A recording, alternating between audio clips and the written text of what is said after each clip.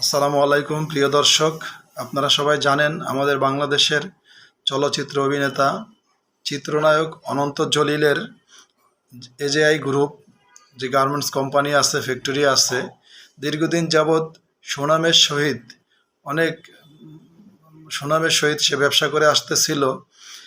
দেখেন আজকে এই হাসিনা স্বৈরাচারের সরকারের আমলে কিছু কিছু ব্যবসায়ীরা কতটা সমস্যায় পড়লে আজকে তার এতটা অসহায়ত্ব ফুটে উঠেছে কথাবার্তায়, এবং সে বেতন দিতে পারতেছে না, যার কারণে তার কোম্পানি ফ্যাক্টরি শ্রমিকরা আন্দোলন করতেছে।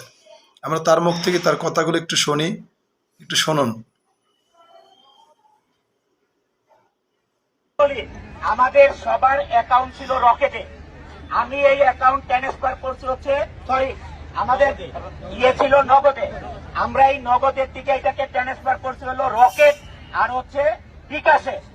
বুঝাইতে পারছি? আমি যদি এখন ইচ্ছাও করি, যদি ধরো আমার কাছে 2 কোটি টাকাও থাকে, এখন ব্যাংকে 2 টাকা আমাদের অ্যাকাউন্টে দিতে হবে। এই কোলাপাই চিল্লাবা, তোমরা বেতনের ব্যবস্থা করে দিবা। যে চিল্লাবা আর একটা।